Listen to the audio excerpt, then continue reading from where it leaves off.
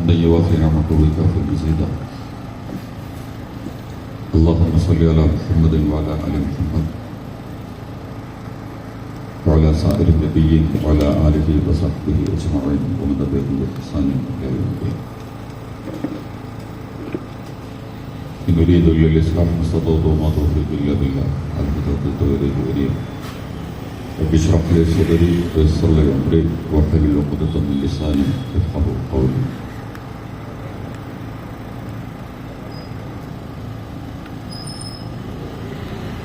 ഹമ്മലയുടെ വഴി നടക്കുക, വഴിയെ നടക്കുക, ഭാവനയുടെ ഓർമ്മകളുണ്ടായിരിക്കുക. ഈ ഒരു സന്ദേശത്തിൻ്റെ തലക്കെട്ടിൽ നിന്നുകൊണ്ട് SIOവിൻ്റെ നേതൃത്വത്തിൽ സംഘടിപ്പിക്കപ്പെട്ടിട്ടുള്ള ഇസ്ലാമോഫോബിയ വിരുദ്ധ സമ്മേളനത്തിലാണ് നമ്മൾ പങ്കെടുത്ത് കൊണ്ടിരിക്കുന്നത്. നമ്മുടെ പ്രിയപ്പെട്ട വിദ്യാർത്ഥി സുഹൃത്തുക്കൾ ഏറെ ആവേശകരമായ ഒരു പ്രകടനം ഈരാറ്റുപേട്ട ടൗണിൽ പട്ടണത്തിൽ നടത്തിയതിനു ശേഷമാണ് നമ്മളുടെ ഈ സമ്മേളനം ഇവിടെ നടന്നുകൊണ്ടിരിക്കുന്നത്.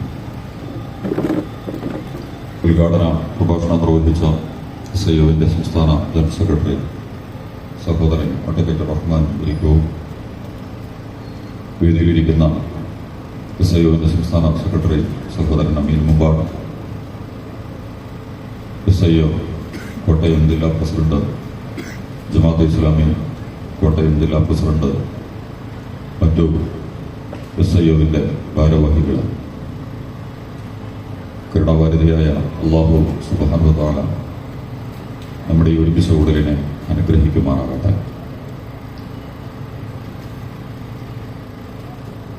ഏറെ സംഘർഷഭരിതമായ സങ്കീർണമായ ഒരു ലോക ഘടനയിലൂടെ മുന്നോട്ട് പോയിക്കൊണ്ടിരിക്കുന്ന ലോകകർമ്മവും അനുഭവങ്ങളും സാഹചര്യങ്ങളുമൊക്കെയാണ് നമ്മുടെ മുമ്പിലുള്ളത്. ആരെയാണ് വിശ്വസിക്കേണ്ടത്, ആരെയാണ് സ്വീകരിക്കേണ്ടത്, ഏത് മതമാണ് സത്യം പറയുന്നത്, ഏത് രാഷ്ട്രീയ പ്രസ്ഥാനങ്ങളാണ് സത്യത്തെ പ്രതിനിധീകരിക്കുന്നത്, ഏത് ഉദ്യോഗസ്ഥ സംവിധാനങ്ങളാണ് നീതിക്കും നെറിക്കും വേണ്ടി നിലകൊള്ളുന്നത്, നമ്മുടെ മീഡിയ സംവിധാനങ്ങൾ മുതൽ കലാസാംസ്കാരിക കായിക മേഖലയിലടക്കമുള്ള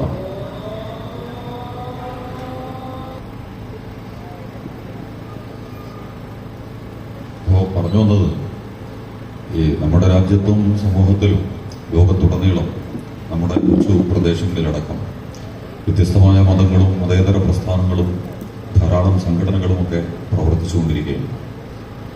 ഈ മതങ്ങൾ, ഈ മതേതര പ്രസ്ഥാനങ്ങൾ ഇവരൊക്കെ എന്തിനെയാണ് പ്രതിനിധീകരിക്കുന്നത്? ആരെയാണ് നമ്മൾ ഇതിലൊക്കെ വിശ്വാസത്തിലെടുക്കുക? ഹിന്ദുവിൻ്റെയും ഇസ്ലാമിൻ്റെയും ക്രിസ്ത്യാനിറ്റിയുടെയും സെക്യുലറിസത്തിൻ്റെയും ജനാധിപത്യത്തിൻ്റെയും ഡെമോക്രസിയുടെയും സോഷ്യലിസത്തിൻ്റെയും ഒക്കെ പലതിൻ്റെയും മറവിൽ നിന്നുകൊണ്ട് പല സ്വഭാവത്തിൽ പലരും പല കാര്യങ്ങളും നമ്മുടെ മുമ്പിൽ അവതരിപ്പിച്ചുകൊണ്ടിരിക്കുകയാണ്. എന്താണ് വസ്തുതകൾ? എവിടെയാണ് ശരികൾ കിടക്കുന്നത്? ആരെയാണ് നമ്മൾ വിശ്വസിക്കുക? നമ്മളുടെ DGPയെയാണോ നമ്മൾ പരിഗണിക്കേണ്ടത്? ADGPയെയാണോ പരിഗണിക്കേണ്ടത്? നമ്മുടെ മുഖ്യമന്ത്രിയെയാണോ നമ്മൾ കേൾക്കേണ്ടത്? അതുപോലെ തന്നെ നമ്മളുടെ ചാനലുകളെയും അതുപോലെ തന്നെ ഭരണപക്ഷത്തും പ്രതിപക്ഷത്തും ഒക്കെയുള്ള ആളുകളെയാണോ പരിഗണിക്കേണ്ടത്? ഇത് ഇവിടുത്തെ മാത്രമൊന്നും പ്രശ്നമല്ല. ലോകത്തുടനീളം നമ്മൾ കണ്ടുകൊണ്ടിരിക്കുന്ന ആശയക്കുഴപ്പങ്ങളുടെ, കൂട്ടിക്കലർത്തലുകളുടെ, തെറ്റുദ്ധാരണകളുടെ, മുൻധാരണകളുടെ, അപകടകരമായ അഴകുടമ്പൻ നടപടികളുടെ പല സ്വഭാവത്തിലുള്ള അവതരണങ്ങൾ പല ഭാഗത്തു നിന്നും വളരെ അപകടകരമായ രീതിയിൽ നടന്നുകൊണ്ടിരിക്കുന്നു.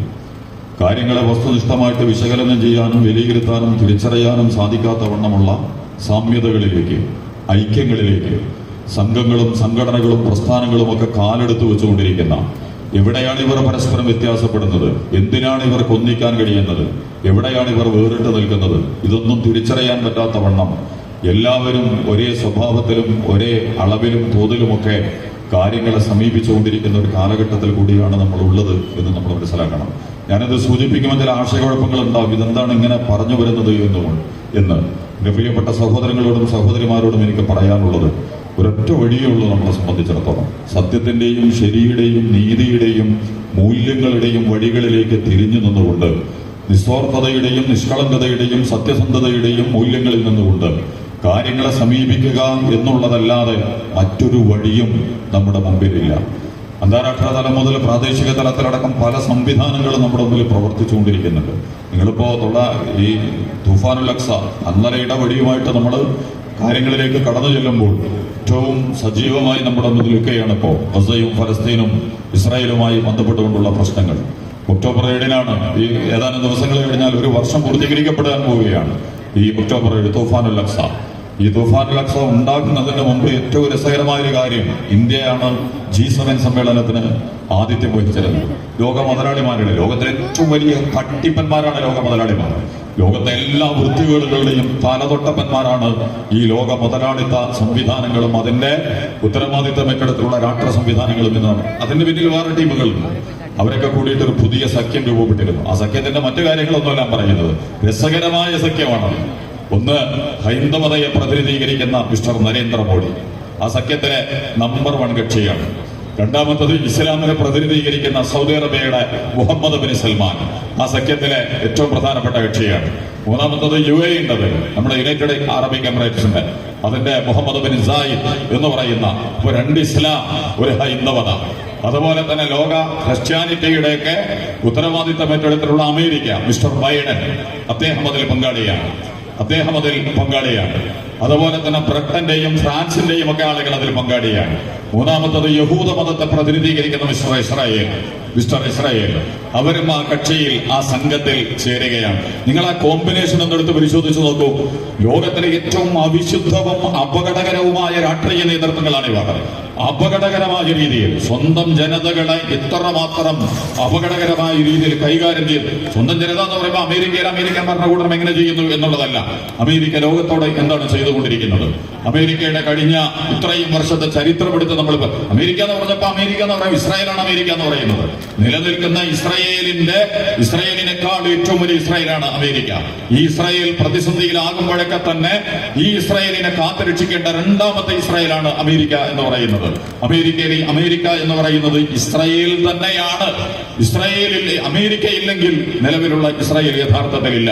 ഈ ഇസ്രായേലും അമേരിക്കയും സൗദി അറേബ്യയും UAEയും ഈജിപ്തും അതുപോലെ തന്നെ ഇന്ത്യയും ചേരുന്ന, ഇന്ത്യ എന്ന് പറഞ്ഞാൽ സംഘപരിവാർ മിസ്റ്റർ നരേന്ദ്രമോദി ചേരുന്ന ഏറ്റവും വലിയ ഇസ്ലാമുണ്ട്, ഹൈന്ദവതുണ്ട്, യഹൂദിസുണ്ട്, ക്രിസ്ത്യാനിറ്റി ഉണ്ട്. അമേരിക്ക ലോകത്തിന് ചെയ്തിട്ടുള്ള പുണ്യപ്രവർത്തനം എന്താ?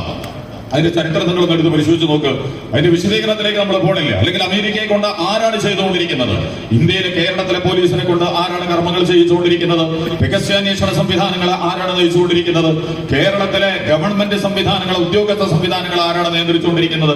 കേരളത്തിലെ മീഡിയ സംവിധാനങ്ങൾ ആരാണ് നിയന്ത്രിച്ചുകൊണ്ടിരിക്കുന്നത്? ഇന്ത്യയിലെ മീഡിയ സംവിധാനങ്ങൾ ആരാണ് നിയന്ത്രിച്ചുകൊണ്ടിരിക്കുന്നത്? ഇന്ത്യയിലെ ഉദ്യോഗസ്ഥ സംവിധാനങ്ങൾ ആരാണ് നിയന്ത്രിച്ചുകൊണ്ടിരിക്കുന്നത്?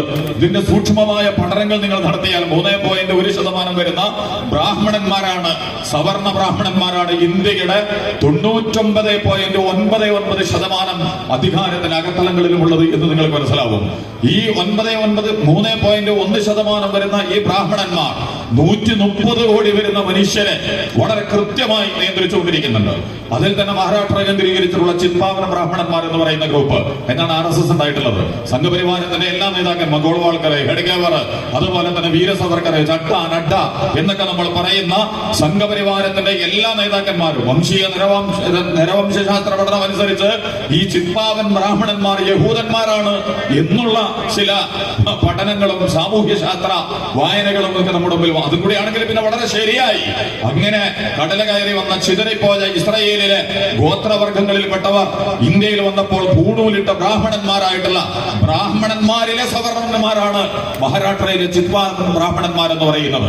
ഇന്ത്യൻ ബ്രാഹ്മണിസത്തിന്റെ റിമോട്ട് കൺട്രോൾ ഈ മഹാരാഷ്ട്ര കേന്ദ്രീകരിച്ചിട്ടുള്ള ചിത്പാവൻ ഗ്രൂപ്പാണ്. ആ ചിത്പാവൻ ഗ്രൂപ്പ് അടക്കമുള്ള വെറും 3.1% വരുന്ന ബ്രാഹ്മണന്മാരാണ് ഇന്ത്യ രാജ്യത്തിന്റെ എല്ലാ മർമ്മപ്രധാനം. ഇപ്പം മാത്രമല്ല, കഴിഞ്ഞ 3000 3000-ഓളം വർഷമായി. അതിന് അല്ലറ ചില്ലറ പ്രശ്നങ്ങൾ ഉണ്ടായിട്ടുള്ളത് ഒന്ന് ബുദ്ധമതത്തിന്റെയും ജൈനമതത്തിന്റെയും കാലഘട്ടത്തിലാണ്. രണ്ടാമത്തത് മുസ്ലിം ഭരണാധികാരികൾ ഈ രാജ്യം. എന്നാൽ പോലും മുസ്ലിം ഭരണാധികാരികൾ എന്ന് പറയുന്നത് വേറെ അർത്ഥത്തിൽ അവരുടെ എല്ലാ നേതൃത്വങ്ങളിലും എല്ലാ വിഭാഗങ്ങളിലും ഉണ്ടായിരുന്നു. പക്ഷേ ഇസ്ലാമിന്റെ ആശയ സങ്കല്പങ്ങൾ, അതിന്റെ ദർശനങ്ങൾ, അതിന്റെ പ്രയോഗങ്ങൾ എന്ന് പറയുന്നത് ഈ ബ്രാഹ്മണിസം ഈ രാജ്യത്തിന്റെ മുമ്പിൽ അവതരിപ്പിക്കുന്ന അപകടകരമായ വർണ്ണാശ്രമ വ്യവസ്ഥക്കെതിരായിരുന്നു എന്നുള്ളത് കൊണ്ട് ഇസ്ലാമിന്റെ കാലഘട്ടത്തിലും കുറച്ച് പ്രശ്നങ്ങൾ അവർക്ക് ഉണ്ടായിട്ടുണ്ട്. പക്ഷെ അതൊക്കെ കഴിഞ്ഞ 3000 വർഷം. മുസ്ലിങ്ങളുടെ CAA സംബന്ധിച്ച്, മുസ്ലിങ്ങളുടെ പൗരത്വവുമായി ബന്ധപ്പെട്ടുകൊണ്ട്, മുസ്ലിം സമുദായത്തിനെ ഒറ്റപ്പെടുത്തുന്നതുമായി ബന്ധപ്പെട്ടുകൊണ്ട് ധാരാളം ചർച്ചകൾ നമ്മുടെ സാമൂഹിക അന്തരീക്ഷത്തിൽ നടന്നുകൊണ്ടിരിക്കുന്നുണ്ട്. എനിക്ക് എന്നോട് നിങ്ങളോടും പറയാനുള്ളത്, നമ്മൾ പേടിക്കേണ്ട ഒരു കാര്യമില്ല, നമ്മളിതിൽ ഭയപ്പെടേണ്ട യാതൊരു പ്രശ്നങ്ങളും ഇല്ല.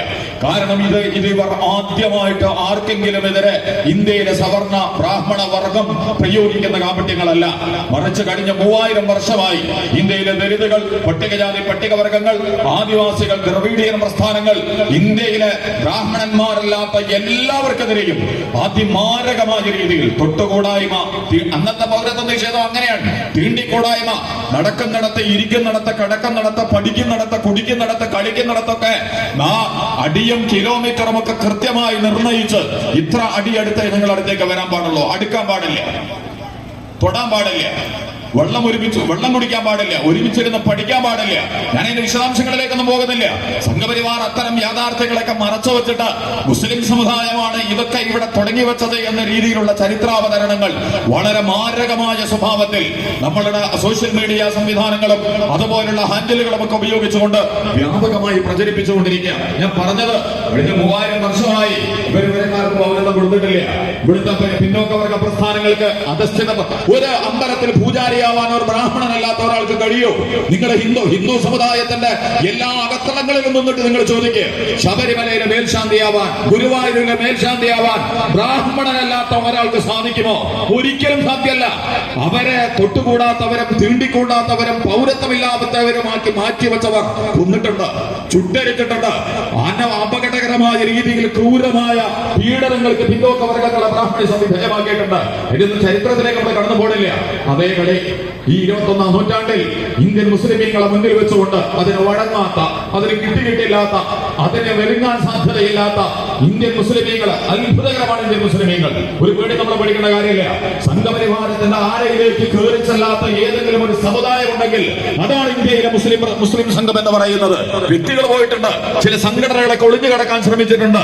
പക്ഷെ ഇന്ത്യയിലെ പൊതു മുസ്ലിം സമുദായം എന്ന് പറയുന്നത് സംഘപരിവാരം വിരിപ്പരേക്കും കിടപ്പറയിലേക്കും ഒക്കെ രാത്രിയും പകലും ഇരുട്ടത്തുമൊക്കെ കയറിപ്പോയിട്ടുള്ള ധാരാളം സംഘങ്ങളും സംഘടനകളും പ്രസ്ഥാനങ്ങളും മതസമൂഹങ്ങളും ഒക്കെ ഉള്ളപ്പോൾ ഒരിക്കലും അതിലേക്ക് കയറി ചെന്നില്ല എന്ന് മാത്രമല്ല, അധികരുത്തുള്ള പ്രതിരോധങ്ങൾ സംഘപരിവാർ ഈ രാജ്യത്ത് ഉണ്ടാക്കിയെടുത്തുകൊണ്ടിരിക്കുന്ന ഭവിഷ്യത്തുകൾക്കെതിരെ അതിശക്തമായ രാഷ്ട്രീയ പ്രതിരോധത്തിന് ഉജ്ജ്വലമായ നേതൃത്വം നൽകിയിട്ടുള്ള സംഘം കൂടിയാണ് ചിലപ്പോൾ ഇനിയും വരാതിരിക്കുന്ന നാളുകളിൽ സംഘപരിവാർ എന്ന് പറയുന്ന പ്രസ്ഥാനത്തിന് പടിയടച്ച് പിണ്ടവെക്കാൻ ആരെങ്കിലും നേതൃത്വം നൽകേണ്ടതുണ്ടെങ്കിൽ അത് ഇന്ത്യയിലെ മുസ്ലിം സമൂഹമായിരിക്കും എന്നുള്ളിടത്തേക്ക് നിർബന്ധിതമായി കാര്യങ്ങൾ നീങ്ങിക്കൊണ്ടിരിക്കുന്ന.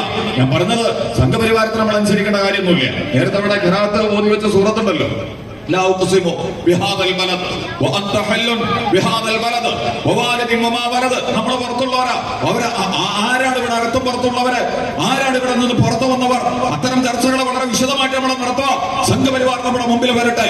ഇന്ത്യൻ മുസ്ലിമീങ്ങൾ പുറത്തുള്ളവരാണ്, വിദേശികളാണ്, ഇങ്ങനെ ക്രിസ്ത്യാനികൾ പുറത്തുള്ളവരാ, ആശയമാണ് പുറത്തുള്ളതെങ്കിൽ, അതാണ് നിങ്ങൾ പറയുന്നതെങ്കിൽ അതിനെക്കുറിച്ച് വിശദമായ ചർച്ചകൾ നടക്കണം. ആശയങ്ങളും പ്രസ്ഥാനങ്ങളും വ്യക്തികളും വേദഗ്രന്ഥങ്ങളും ഒക്കെ അകത്തും പുറത്തും നോക്കി സ്വീകരിക്കേണ്ടതാണ്. ആ അർത്ഥത്തിലാണോ കാര്യങ്ങൾ കൈകാര്യം ചെയ്യേണ്ടത്? എങ്കിൽ പിന്നെ ഇസ്രായേലിനെ ഇന്ത്യ സ്വീകരിക്കേണ്ടതില്ല, അമേരിക്ക ഇന്ത്യ സ്വീകരിക്കേണ്ടതില്ല, അതുപോലെ തന്നെ ഒരു രാജ്യങ്ങളെയും സ്വീകരിക്കേണ്ടതില്ല. ആശയങ്ങളെയും ദർശനങ്ങളെയൊക്കെ പുറത്തു വയ്ക്കാം, മറിച്ച് അവരുടെ നിലപാടുകളും സമീപനങ്ങളും നടപടികളും ഒക്കെ നമ്മൾ കേട്ടെടുക്കാം എന്നൊക്കെയാണ് പറയുന്നതെങ്കിൽ അതിന്റെ അപ്പുറത്തേക്ക് കുറച്ചുകൂടി മാന്യമായിട്ട് നമ്മൾ ചർച്ച ചെയ്യുകയാണെങ്കിൽ മുഹമ്മദ് മുസ്തഫ സല്ലല്ലാഹു അലൈഹി വസല്ലം, ഹസ്രത്ത് ഈസ, ജീസസ് ക്രൈസ്റ്റ് എന്ന് പറയുന്ന യേശു, അതുപോലെ തന്നെ മൂസ എന്ന് പറയുന്ന മോശ പ്രവാചകൻ, ഇവരൊക്കെ ആരായിരുന്നു? ഇവരൊക്കെ എന്ത് എന്തിനു വേണ്ടി വന്നവരായിരുന്നു? ഏത് മതത്തെയും ഏത് മതേതര പ്രസ്ഥാനങ്ങളെയുമാണ് അവർ പ്രതിനിധീകരിച്ചിട്ടുള്ളത്? വളരെ സത്യസന്ധവും വിശുദ്ധവും വിമോചനാത്മകവും അതുപോലെ തന്നെ വിശുദ്ധവുമായ ആദർശങ്ങളെ പ്രതിനിധീകരിച്ചുകൊണ്ട് കടന്നു വന്നിട്ടുള്ള മുഹമ്മദ്, യേശു, മോശായും അബ്രഹാമും രാമനും കൃഷ്ണനും ബുദ്ധനും ജൈനനും ഒക്കെ ഒരേ കുടുംബത്തിലെ കക്ഷികളാ. അവരൊക്കെ ഒരേ സംഘത്തിൽ നിന്ന് വന്നിട്ടുള്ളവരാ. സ്ഥലകാലങ്ങളുടെയും സമയത്തിന്റെയും വ്യത്യാസങ്ങളുണ്ട് എന്നുള്ളതല്ലാതെ ചരിത്രത്തിലെ എവിടെയെങ്കിലും വേറെ വേറെ കള്ളികളിൽ കൊണ്ടുപോയി വെക്കേണ്ടവരല്ല. അത് വളരെ അപകടകരമായ താല്പര്യങ്ങളുമായി ബന്ധപ്പെട്ടതാണ്.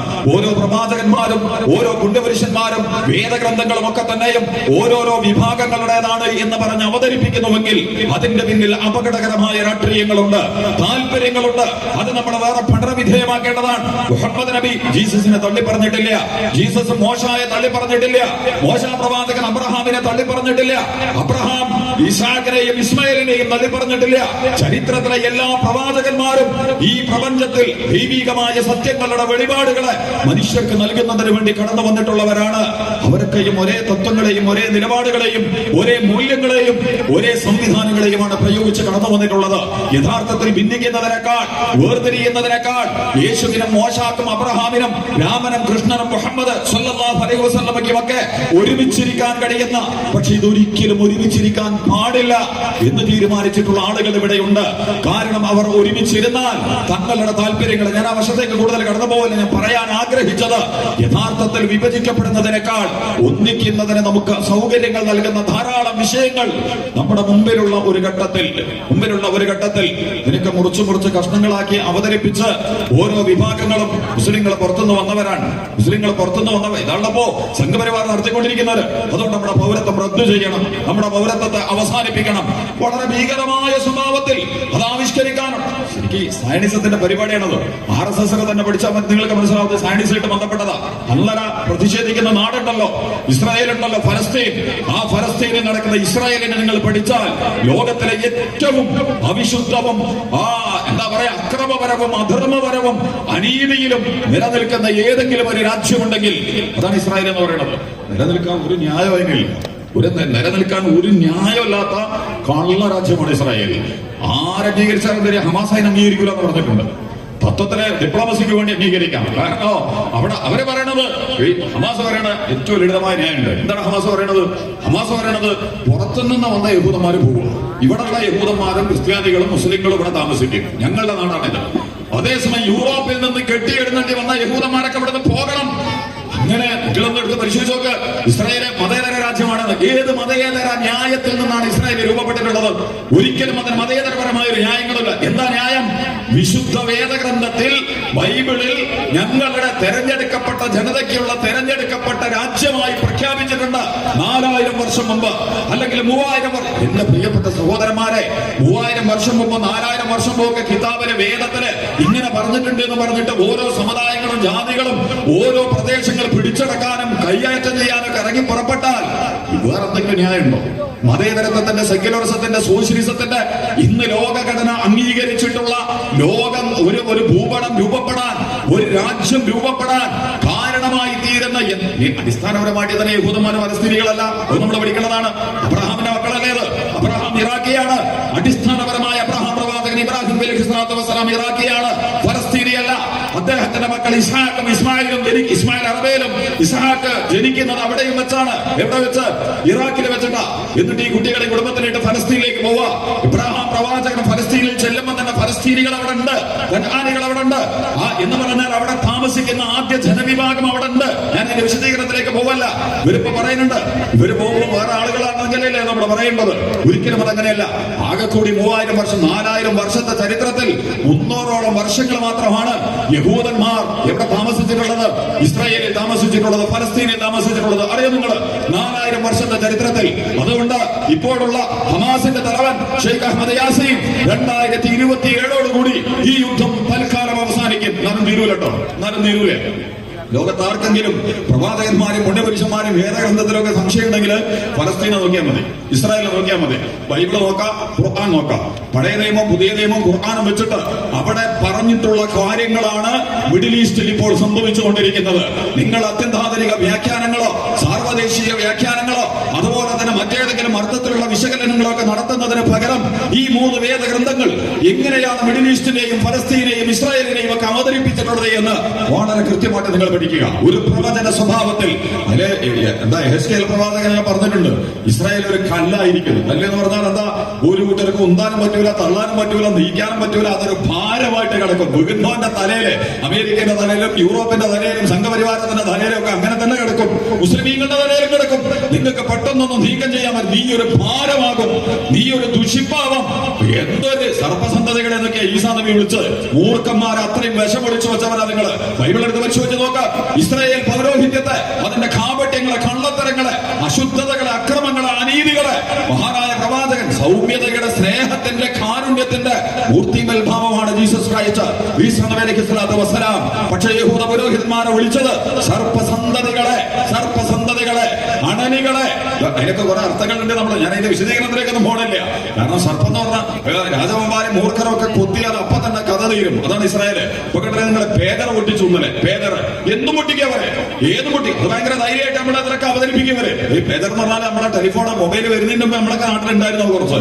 പിന്നെ അത് എടുത്തിട്ട് പോവുക ചെയ്ത് ആ മൊബൈലിന്റെ തൊട്ട് മുമ്പ് കടന്നു വന്നിട്ടുള്ള അത്യാവശ്യം അഡ്രസ്സൊക്കെ വെച്ച് ചില അതും ഇതൊക്കെ കൊടുക്കാൻ പറ്റുന്ന സാധനമായിട്ട് നമ്മുടെ കയ്യിലൊക്കെ വന്നിരുന്നു. ഇപ്പൊ അതവിടെ ഉപയോഗിച്ചുകൊണ്ടിരിക്കുന്നുണ്ട്. ആ സാധനത്തിന്റെ ഉള്ളില് എന്തോ സംഗതി വരുത്തിയിട്ട് ഇവര് പൊട്ടിച്ചു എന്നാണ് പറയുന്നത്. ആ പൊട്ടിച്ചു എന്ന് പറഞ്ഞതിന്റെ അർത്ഥം എന്താ പറയുക നിങ്ങൾ? നമ്മുടെ മൊബൈൽ പൊട്ടാം, നമ്മളുടെ ഇലക്ട്രോണിക് സംവിധാനങ്ങളായിട്ട് നമ്മൾ ഉപയോഗിക്കുന്ന എന്തും. കാരണം ആധുനിക ഇലക്ട്രോണിക് സംവിധാനങ്ങൾ ഇസ്രായേലുമായി ബന്ധപ്പെട്ടതാണ്, CIA-യുമായി ബന്ധപ്പെട്ടതാണ്. ഓരോ വ്യക്തിയെയും ഫോളോ ചെയ്യുന്നതിന്, വളരെ കൃത്യമായിട്ട് വിശകലനം ചെയ്യുന്നതിന്, അവനുമായി ബന്ധപ്പെട്ട സംവിധാനങ്ങളെ കൈകാര്യം ചെയ്യുന്നതിന്. അതുകൊണ്ട് നാളെ ഇതൊക്കെ ഭയങ്കര വീരപ്രവർത്തനം എന്നൊക്കെ പറയും. പൊട്ടിച്ചു, കഴിയാത്തത് ഇതിന്റെ പിന്നാലെ കൂടെ പോയിട്ട് എന്ത് ചതിയും ഏത് നെറികേടും യാതൊരു മൂല്യങ്ങളുമില്ലാതെ ഒന്നും ചെയ്യാൻ മടിയില്ലാത്ത സംഘമാണ് യഹൂദന്മാരെന്ന് പറയുന്നത്. അതങ്ങനെയാണ് ചരിത്രത്തിൽ. എല്ലാ യഹൂദന്മാരും അങ്ങനെയെന്ന് പറഞ്ഞില്ല. എല്ലാവരും അങ്ങനെയാണെന്ന് വിചാരിക്കരുത്. അതിലുണ്ട് നല്ലവരും അതുപോലെ തന്നെ മൂല്യവരുമുണ്ട്. പക്ഷെ നല്ലൊരു ശതമാനവും, ഞാൻ പറഞ്ഞ ഇസ്രായേൽ ഉണ്ടായിട്ടുള്ളത് ഏതെങ്കിലും സത്യത്തിന്റെ, നീതിയുടെ, മൂല്യങ്ങളുടെ അടിസ്ഥാനം ആകെ 300 കൊല്ലം അവരുണ്ടായിട്ടുള്ളൂ. 2027 ഈ യുദ്ധം അവസാനിക്കുമെന്ന് ഷെയ്ഖ് അഹമ്മദ് യാസീൻ, ഷഹീദ് ഷെയ്ഖ് അഹമ്മദ് യാസീൻ പ്രചരിപ്പിച്ചതിന്റെ കാരണം 70 കൊല്ലത്തിനപ്പുറം ഒരിക്കലും പോലും സ്വസ്ഥമായിട്ട് ഒരു സംഗതിയായിട്ട് മുന്നോട്ട് പോകാൻ പറ്റിയിട്ടില്ല. പിന്നീട് പിന്നെയും വരും. ഒരു മുങ്ങിക്കപ്പൽ പോലെ ഇസ്രായേൽ. അതിന്റെ 90% കടലിനടിയിലുണ്ടാവും. അപ്പൊ നമ്മുടെ ഇന്ത്യയെ ഭരിച്ച east India company, east India company എന്ന് പറയുന്നത് യഹൂദ കമ്പനികളാണ് എന്ന് പറയുന്നത്. ബ്രിട്ടനും ഫ്രാൻസും കേന്ദ്രമാക്കി താമസിച്ചിരുന്ന യഹൂദ മുതലാളിമാരുടെ ഫണ്ടാണ് ഈസ്റ്റ് ഇന്ത്യ കമ്പനി എന്ന് പറയുന്നത്. ഈസ്റ്റ് ഇന്ത്യ കമ്പനി വെറുതെ ഒന്നൊന്നുമല്ല. അതിന്റെ പൊളിറ്റിക്കൽ മേധാവിത്വത്തിലേക്കും സാമ്പത്തിക നീക്കങ്ങളിലേക്കും നമ്മളിപ്പോ പോണില്ല. അവർ കടന്നുപോയ പ്രദേശങ്ങളൊക്കെ അരിഞ്ഞു മുറിച്ച് കഷണമാക്കി അവർ കടന്നുപോയിട്ടുണ്ട്. ഇന്ത്യ പാകിസ്ഥാൻ വിഭജനം, ഇന്ത്യ ബംഗ്ലാദേശ് വിഭജനം, ഇതൊന്നും പാകിസ്ഥാൻ ബംഗ്ലാദേശ് വിഭജനം ഇതൊന്നും വെറുതെ ഉണ്ടായതൊന്നുമല്ല. വലിയ വ്യാഖ്യാനങ്ങളും കെട്ടുകാഴ്ചകളൊക്കെ നമ്മുടെ മുമ്പിൽ അവതരിപ്പിക്കും. ഇതൊക്കെ യഹൂദന്റെ ഫോർമുലയാണ്. രാജ്യങ്ങളെ എങ്ങനെ കീറി മുറിക്കണം, രാഷ്ട്രങ്ങളെ എങ്ങനെ തകർക്കണം, ജനപദങ്ങളെ, സാമൂഹികളെ, നാഗരികതകളെ എങ്ങനെ ഇല്ലായ്മ ചെയ്യണം, അതിനു വേണ്ടിയിട്ടുള്ള വലിയ ഫണ്ടിങ്ങുകൾ, വലിയ ഇടപെടലുകൾ, അപകടകരമായ രീതിശാസ്ത്രങ്ങൾ ഈസ്റ്റ് ഇന്ത്യ കമ്പനി ഇന്ത്യയിൽ വന്നു. എന്താണ് അവർ ചെയ്തതെന്ന് വെച്ചാൽ നിങ്ങൾക്കെടുത്ത് പെട്ടെന്ന് പഠിച്ച് മനസ്സിലാക്കാൻ പറ്റുമല്ലോ. നമ്മള് ശരിക്കും ഇന്ത്യയെ കുറിച്ചുള്ള നല്ല ചരിത്രകാര്യം പോലും അവതരിപ്പിക്കപ്പെട്ടിട്ടുണ്ട്. ലോകത്തെ ഏറ്റവും കൂടുതൽ ലോക GDP-യുടെ 24% ഉണ്ടായിരുന്ന സ്ഥലമാണ് ഇന്ത്യ. അറിയോ നിങ്ങൾ? അത് അന്ന് ലോക GDP-യുടെ 24%. ഇപ്പൊ 1.2% ലോക GDP-യിലെ നമ്മുടെ പങ്ക്. ഈ ഈസ്റ്റ് ഇന്ത്യ കമ്പനി വന്നിട്ട് അടിച്ച് മുടിച്ച് നശിപ്പിച്ച് ഇവിടെ നിന്നിട്ട് കൊണ്ടുപോവുകയാണ് ചെയ്യുന്നത്. ആ ഈസ്റ്റ് ഇന്ത്യ കമ്പനി അന്ന് പണമിറക്കിയതും കാര്യങ്ങൾ നടത്തിയതും അവിടെ നിന്ന് നമ്മൾ അറിയാത്ത രൂപത്തിലും ഭാവത്തിലും സംവിധാനങ്ങളിലും ഒക്കെ യഹൂദന്മാരുണ്ട്. അവർ അണ്ടർഗ്രൗണ്ട് കാര്യങ്ങൾ കൈകാര്യം ചെയ്തുകൊണ്ടിരിക്കുന്നുണ്ട്. അവിശുദ്ധമായിട്ട് ഇടപെടും, അവിഹിതമായിട്ട് ഇടപെടും, അനാശാസ്യമായ പ്രവർത്തനങ്ങൾ ചെയ്യും, അക്രമപരവും അധാർമികവുമായ രീതിയിലുള്ള എല്ലാ വൃത്തികേടുകളും ചെയ്ത്, എല്ലാ നെറികേടുകളും ചെയ്ത് അതിജീവിക്കുന്നതിന് വേണ്ടിയുള്ള അപകടകരമായ കളി കളിച്ചുകൊണ്ടിരിക്കുന്ന അപ്പൊ ആ രാജ്യം അതിന്റെ നിലനിൽപ്പില്ല. അത് പകരം അതുകൊണ്ട് ഹമാസ് പറയുന്നുണ്ട്, ഇവിടെ ഉള്ള യഹൂദന്മാർ ഇവിടെ നോട്ടെ, ഞങ്ങൾക്ക് പ്രശ്നമില്ല, ഞങ്ങളിവിടെ താമസിച്ചപ്പോൾ നിങ്ങളെ കൂടെ ഉണ്ടായിരുന്നു. പക്ഷെ ഇങ്ങോട്ട് വന്ന് പുറത്തുനിന്ന് വന്ന് ഞങ്ങളതാന്ന് പറഞ്ഞിട്ട് ഇവിടെ താമസിക്കുന്ന നാടുണ്ടല്ലോ. അതുകൊണ്ട് ഹമാസ് ലോകത്തിലെ ഏറ്റവും വലിയ അത്യുജ്വല പോരാട്ട അന്തരങ്ങളായില്ല പിടിക്കേണ്ടത്. ലോകത്തിലെ ഏറ്റവും വലിയ സായുധ ഗ്രൂപ്പിനോട്, ഏറ്റവും വലിയ കപട കള്ള ക്രൗര്യ ഗ്രൂപ്പിനോട്, ഏറ്റവും അവിശുദ്ധമായ സഖ്യത്തോട്, അപാരമായ ധൈര്യത്തോടു കൂടി ആ ഇസ്രായേലിന്റെ നേതൃത്വത്തിലാണ് G20 20 മുതൽ യുണൈറ്റഡ് നേഷനൊക്കെ റിമോട്ട് ചെയ്യപ്പെട്ടുകൊണ്ടിരിക്കുന്നത്. അവിടുന്നാണ് നമ്മൾ നേരത്തെ പറഞ്ഞ അവിശുദ്ധ സഖ്യം ഈജിപ്തും സംഘപരിവാരവും അതുപോലെ തന്നെ അമേരിക്കയും യഹൂദനും സൗദി അറേബ്യയൊക്കെ ചേരുന്ന എന്നാ ലോകത്തിലെ മതങ്ങളുടെ വലിയ കൂട്ടായ്മ എന്നൊക്കെ തോന്നിക്കുന്ന രീതിയിൽ ഇവരൊക്കെ കൂടി എന്താ ചെയ്തുകൊണ്ടിരിക്കുന്ന ലോകത്ത് എല്ലാ അക്രമങ്ങൾക്കും അനീതികൾക്കും അവർ നേതൃത്വം നൽകിക്കൊണ്ടിരിക്കുന്നു.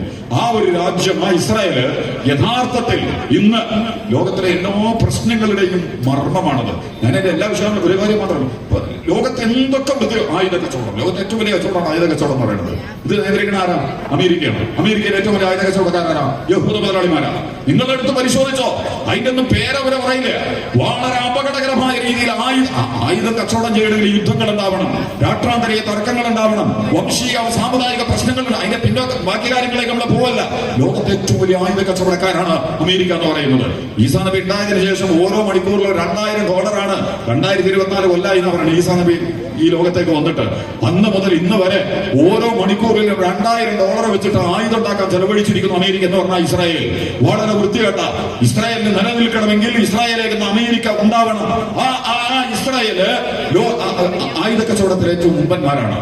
രണ്ടാമത്തത് നേരത്തെ പറഞ്ഞ എന്താണ് പറയാ, ഔഷധ കച്ചവടം, മരുന്ന് കച്ചവടം ഏറ്റവും ഭീകരമായി. ഇപ്പൊ നിങ്ങള് കൊറോണയൊക്കെ വന്ന് പോയില്ലേ നമ്മളൊക്കെ, അല്ലെ? 6 മാസം കൊണ്ട് നമ്മളെ മേലെ മരുന്ന് പരീക്ഷിച്ചില്ലേ ഇവര്, ഇന്ത്യ ആൾക്കാരൊക്കെ, സംഘപരിവാറൊക്കെ 6 മാസം കൊണ്ട് 6 കൊല്ലൊക്കെയാണ് ഒരു സാധനത്തിന്റെ പ്രതിരോധ കുത്തിവെപ്പിന് വേണ്ടിയിട്ടുള്ള മരുന്നിന്റെ പരീക്ഷണമൊക്കെ നടത്തിയിട്ട് ശരീരത്തിൽ അത് പ്രയോഗിക്കുക. ഒരു 6 മാസം കൊണ്ട് പരിശോധിച്ചിട്ട് നമ്മുടെയൊക്കെ ശരീരത്തിൽ കുത്തിവെച്ച് വീഴ്ത്തി. ഇതിലൊക്കെ വേറെ കുറെ പ്രശ്നങ്ങളുണ്ട്. ആരാണ് നമ്മളെ നയിക്കുന്നത്? എന്തിലേക്കാണ് നമ്മളെ നയിക്കുന്നത്? ആരാണ് ഇതിലൊക്കെ നിയമങ്ങൾ നിർമ്മിക്കുന്നത്? എങ്ങനെയാണ് നിയമങ്ങൾ നമ്മുടെ മുകളിൽ, ജനങ്ങളുടെ മുകളിൽ അടിച്ചേൽപ്പിക്കപ്പെട്ടുകൊണ്ടിരിക്കുന്നത്? ഒന്നും നമുക്ക് ചോദിക്കാൻ പറ്റില്ല. അംഗനവാടി ടീച്ചറെ മുതല് അതിന്റെ തലത്തോട് അവിടുന്ന് കണ്ട് തുടങ്ങിയിട്ട് ആരോഗ്യ പ്രവർത്തകർ മുതൽ വമ്പിച്ച ക്യാമ്പയിൻ, മീഡിയ മുഴുവൻ ഇതാ ഇപ്പോ കുഴഞ്ഞു വീടോ, ഹിന്ദു മുസ്ലിം ക്രിസ്ത്യാനി കമ്മ്യൂണിസ്റ്റ് കോൺഗ്രസും ഒക്കെ കുഴഞ്ഞു വീടുകൊണ്ടിരിക്കുന്നുണ്ട്. ഈ മരുന്ന് കുത്തിവെച്ചതാണ് പ്രശ്നം എന്നാണ് പറയുന്നത്. ഈ ആരോഗ്യ മേഖലയുമായി ബന്ധപ്പെട്ട, ഔഷധ മേഖലയുമായി ബന്ധപ്പെട്ട ഏറ്റവും അവിശുദ്ധമായ ഗവേഷണങ്ങൾ നടന്നുകൊണ്ടിരിക്കുന്നതും അതിന്റെ ഉൽപാദനവും വിപണനവും കൈകാര്യകർത്തൃത്വമൊക്കെ നടന്നുകൊണ്ടിരിക്കുന്ന യഹൂദന്മാരാണ്. നല്ലൊരു ശതമാനം. സിനിമാ മേഖല അവരുടെ കയ്യിലാണ്. ലോക മീഡിയയുടെ നല്ലൊരു ശതമാനത്തിന്റെയും ഫണ്ട് ഇറക്കിയിട്ട് നമ്മുടെ കേരളത്തിൽ പോലും ഒന്നിന്റെ പേരെടുത്ത് പറയാനും ഞാൻ ആളല്ല, പക്ഷെ അവരുടെയൊക്കെ അവസാനത്തെ വാദഗതികളും അവതരണങ്ങളും കാണുമ്പോൾ നമുക്ക് മനസ്സിലാവും ഇസ്രായേൽ ഫണ്ട് കൊടുത്തിട്ടുണ്ട്. അതുകൊണ്ടാണ് അവർക്ക് അങ്ങനെ പറയാനും അവതരിപ്പിക്കാനും. അല്ലാതെ അവർക്ക് എന്താ ഇസ്രായേലിനെ കെട്ടിപ്പിടിച്ച് ഇസ്രായേലിന് ന്യായം ചമച്ച് ഇസ്രായേൽ പറയുന്ന കള്ളത്തരങ്ങളെ ഒമ്പിച്ച സ്വഭാവത്തിൽ നമ്മുടെ മേൽ അവതരിപ്പിച്ച് മുന്നോട്ട് പോകാൻ അവർക്ക് എന്തിനാണ് ഇത്ര വലിയ താല്പര്യം? കേരളത്തിലെ ഗവൺമെന്റിനെ പോലും നിയന്ത്രിക്കുന്നത് സയൻസ് ആണോന്നും നമ്മൾ പേടിക്കണം. കാരണം അങ്ങനെയാണ് സയൻസ് കൈകാര്യം ചെയ്യുക. പിണറായി വിജയന്റെ ഗവൺമെന്റിനെ പോലും സയൻസ് നിയന്ത്രിക്കുമ്പോഴാണ് സംഘപരിവാരത്തിന് പോലും ആര് വിധേയപ്പെടുക. കേരളത്തിലെ ഗവൺമെന്റും ഇന്ത്യ ഏത് സംവിധാനങ്ങളും അതിന്റെ കീഴിലേക്ക് പോവുക. അറബ് രാജ്യങ്ങളാണെങ്കിൽ ആഫ്രിക്കൻ രാജ്യം, ലോകത്തുള്ള ഏത് രാഷ്ട്രീയ ഘടനയും സുജൂദ് ചെയ്യുക. സയൻസും അതിന്റെ മുകൾ പരപ്പിൽ വന്നിട്ട് ഒന്നുകിൽ പ്രീണനം, അല്ലെങ്കിൽ പീഡനം, അല്ലെങ്കിൽ വാഗ്ദാനങ്ങൾ, അല്ലെങ്കിൽ മറ്റേതെങ്കിലും അർത്ഥത്തിലുള്ള ഉപഹാരങ്ങൾ, സമ്മാനങ്ങൾ, അല്ലെങ്കിൽ ഭീഷണിപ്പെടുത്തലുകളൊക്കെ നടത്തുമ്പോഴാണ് ഏറ്റവും അവിശുദ്ധമായ പ്രവർത്തനങ്ങളൊക്കെ നടത്തുന്നത്. ഒരു കാര്യം കൂടി, ഇപ്പൊ നേരത്തെ നമ്മൾ ഭീകരതയുമായി ബന്ധപ്പെട്ട കുറെ ചർച്ച നടത്തുന്നുണ്ട്. ഇസ്ലാമിനെ കുറിച്ച് പറയുന്നത് ഇസ്ലാം ഭയങ്കര ഭീകരമാണെന്നുണ്ടോ? ഇസ്ലാം ഭീകരതയാണ്, മുസ്ലിങ്ങൾ ഭീകര. ഇപ്പൊ നടക്കാം ഈ ജയരാജന്റെ പ്രശ്നമൊക്കെ വന്നല്ലോ, ISSലേക്ക് റിക്രൂട്ട് ചെയ്യും. ഇതിന്റെ ഒന്ന് കണക്കൊക്കെ നിങ്ങളൊന്ന് കൃത്യമായിട്ട് പറയുകയാണെങ്കിൽ നമുക്ക് മനസ്സിലാവും. പുകയാണ്. 33,000 ആളുകൾ പോയി. പിന്നെ നമ്മളാരും ചോദിക്കാൻ പാടില്ല ഏതാണ് 33,000 ആളുകൾ, എവിടുന്നാണ് ഇത് പോയിട്ടുള്ളത്, ആരാണ് ഇതിന്റെ ആളുകൾ. നിങ്ങൾ ഓരോരുത്തരും എടുത്തുകൊണ്ട് വാ.